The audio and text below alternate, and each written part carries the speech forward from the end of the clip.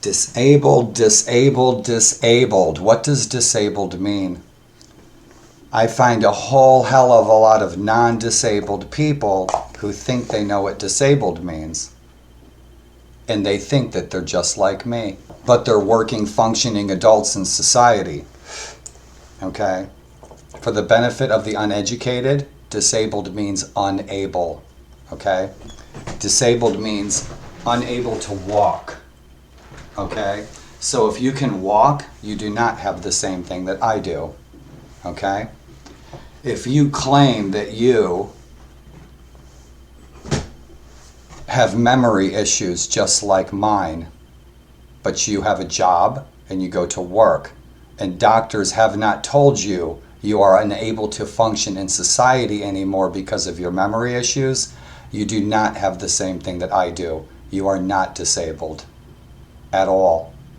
And claiming that you have the same thing that I do, but you are a working, living, functioning member of society, demonstrates to me that you don't understand what the word disabled means. And this is going out to 7.5 billion people from 1.3 billion disabled people on the earth. This is a message for the rest of you.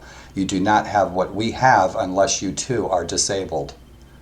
If you have a job, if you can walk down those stairs out there and I can't, you don't have what I have at all. If you tell me you have cognitive dysfunction and I have cognitive dysfunction and you have cognitive dysfunction too, but you can drive a car and you can have a job, you do not have the cognitive dysfunction that I do at all. Okay? If I had cancer and my doctor said you are now disabled because of your cancer, and you have cancer too, and you're a working, functioning adult in society, you've beaten cancer, you do not have the same cancer I do at all. Okay?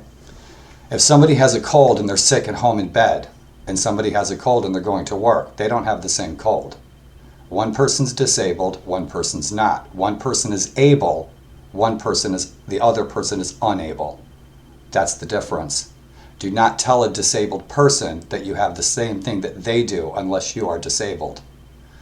The number one most ignorant, abusive thing that you could possibly say to a disabled person is that you don't do enough to help yourself, or you don't want to help yourself. That is the number one shittiest, most abusive thing that you could possibly say to a disabled person. Who says so? I say so. Who else says so?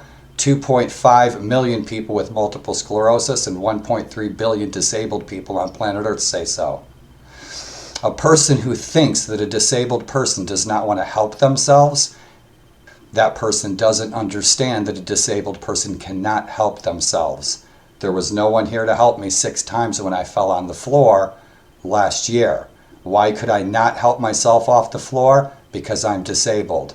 Imagine I walk into my uncle's house and he's a quadriplegic. Okay, and he's sitting in a chair and he's sitting in his wheelchair like he did for 50 years. And I say to him, and I used to bring him a beer every day after work, and I say to him, I said, Uncle D, what have you been doing all day?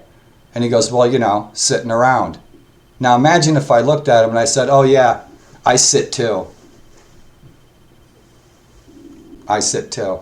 Do you see my point? Even a little bit. I hope I'm shedding some light on this for you non-disabled people. Can you take your trash out? You're not disabled like me. Can you do your dishes? You're not disabled like me, so don't say you have the same thing that I do, because you don't.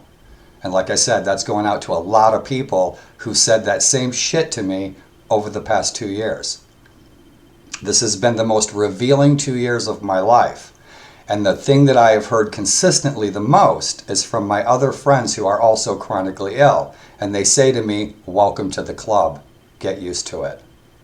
And that's why we do awareness in the first place, is so that able people, and yeah, you're struggling too, and so are we, but we don't have the same struggle at all. You're not in my shoes. You're not in this wheelchair. You do not have the memory issues I do. If you are a working, functioning adult in society, you are not disabled. You don't have the same thing that we do. Okay? Simple, simple, simple stuff. Okay? And that, my friends, is your chronic illness and multiple sclerosis awareness message of the new year. and wishing you well. Please reach out to disabled people in your neighborhoods, in your community, and go to their aid because they are unable to help themselves. Okay? If you offer up assistance in the form of programs and strangers, your friends shouldn't have to reach out to strangers for help at all if you're their friend. And that's it. Today I go without again because I can't go down a busy highway in the rain, and that's the way it goes. I have heard countless times from my disabled friends, my friends far and wide, who I've known for years. You always find out who your friends are when you become disabled. And if you've been my friend and you've been there for me, thank you for being my friend and being there for me. Continue being my friend. I would appreciate it. Try a little bit to put yourself in my shoes. Okay? Last but not least, if you don't have anything good to say to a disabled person, and it may be their last day on earth, bite your tongue and keep it to yourself. We don't need it. Okay? You guys have a good day. Be well. Travel safe. Don't mess around with COVID-19. Be well. I hope your week ahead is better than every week before it. Be well, my friends.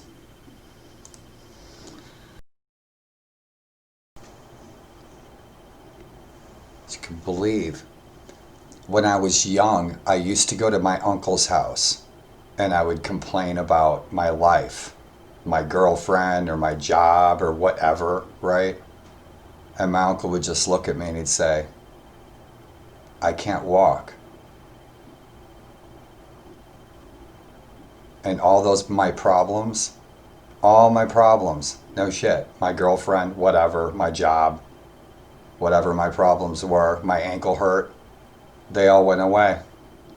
My uncle's a quadriplegic sitting in a wheelchair.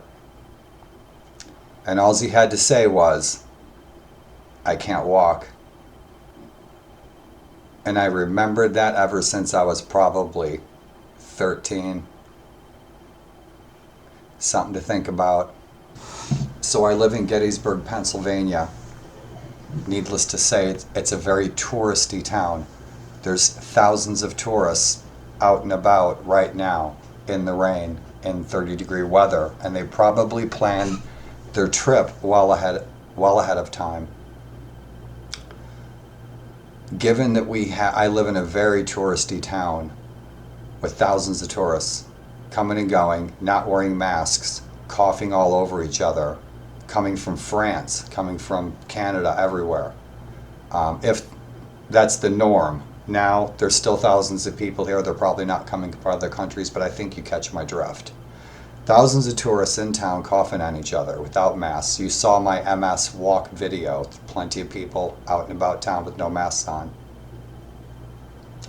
So I don't think that reaching out to an organization to have strangers come into my house to assist me from a town full of maskless, coughing tourists is a very good idea, because I have 4 incurable illnesses. And if I get COVID-19, I only have a 7% chance of survival even with one of those illnesses. So those are my chances if I get COVID-19.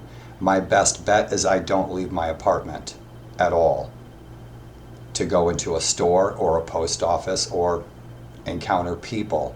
It could kill me. So I don't think that having strangers or reaching out to an organization and having strangers come into my house to assist me is a very good idea. I don't think it's a safe idea. But I can't get just a couple of friends to spend 1 hour a month to just assist me in a few errands. But there have been a few friends that have, and I'm very grateful. But it's not a permanent solution. But I appreciate people's offers, but foresight tells me that that is not a solution. That is, to me, that terrifies me. That's signing my death certificate. Having any strangers come into my house at all. A couple of friends, I know where they've been. That's a different story. And so, stranger danger, and that's my end message for you all. Be well, my friends.